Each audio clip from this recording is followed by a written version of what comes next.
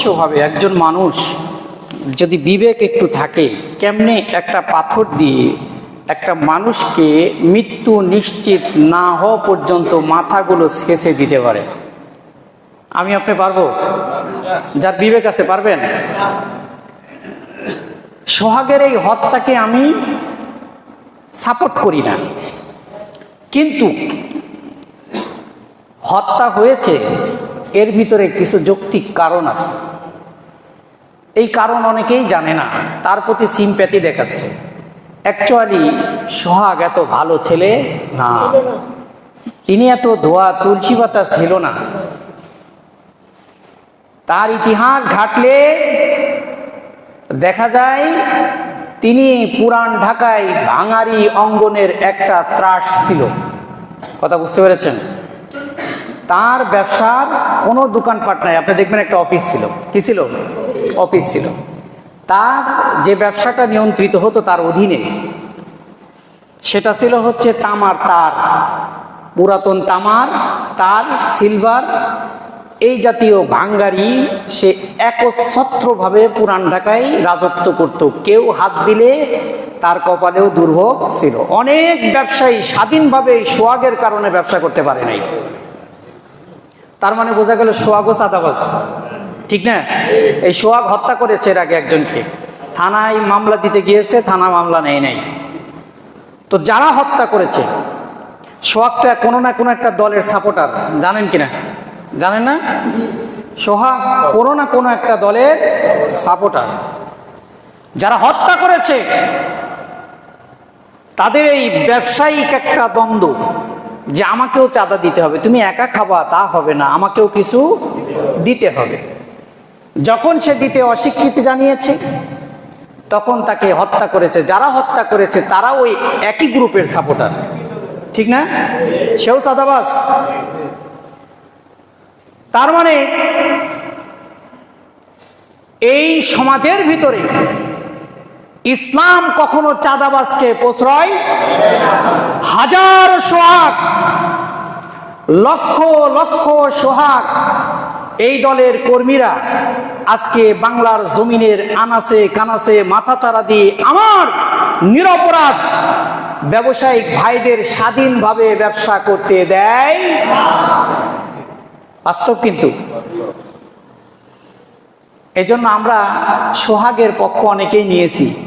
সোহাগ ওই একই দলের লোক, একই দলের লোক, ওই একই চরিত্র, কিন্তু আমরা তার হত্যাটাকে ঘৃণা করি।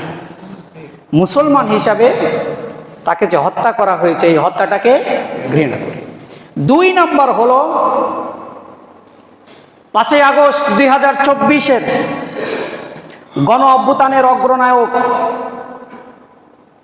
পুনর্স্বাধীনতার অগ্রনায়করা, যারা আমাদেরকে স্বাধীনভাবে সুন্দর একটা বাংলাদেশ উপহার দিয়েছে, দেয়নি?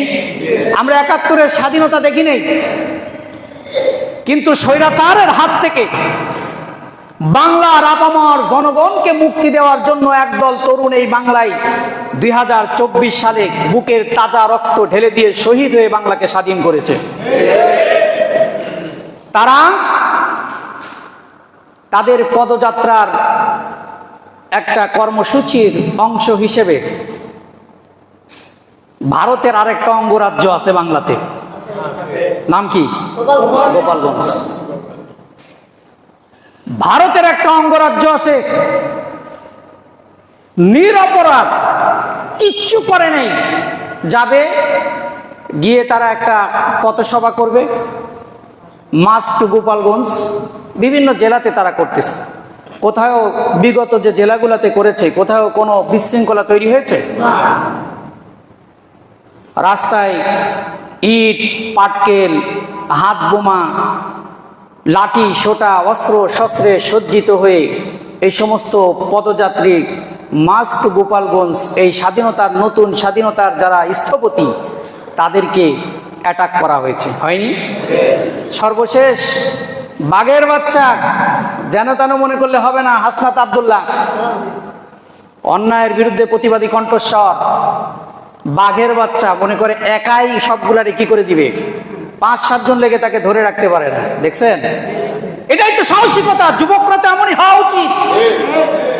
যুবকরা বিড়াল হওয়ার চাইতে একদিন সিংহের মতো 1 সেকেন্ড বেঁচে থাকা উচিত। সিংহের রক্ত তার শরীরে, আমি বলছি না সিংহের রক্ত, কিন্তু সিংহের মতো রক্ত, হিংস্র রক্ত শিকার করতে জানে। বাংলাদেশের ভবিষ্যৎ উজ্জ্বল নক্ষত্র এই সমস্ত যুবকরা, তাদেরকে আর্মি প্রোটেকশন দিয়ে নিরাপদ স্থানে আবার পাঠিয়ে দেওয়া হয়েছে। কারফিউ জারি করা হয়েছে। এমন কি হয়েছিল যেখানে কারফিউ জারি করতে হয়েছে? নিঃসন্দেহে ভয়াবহ অবস্থা ঘটেছিল। এখনো পর্যন্ত আমরা দেখেছি যে প্রশাসন, army, RAB, BGB, answer, police, তারা নিরপেক্ষভাবে তাদেরকে নিরাপত্তা দিতে পারে নাই। গোপালগঞ্জের ঘটনাটা ঘটেছে কারবালার ঘটনার মতো। কিসের ঘটনার মতো? কারবালার ঘটনার মতো ঘটেছে। হুসাইন রাদিয়াল্লাহু তাআলা আনহুকে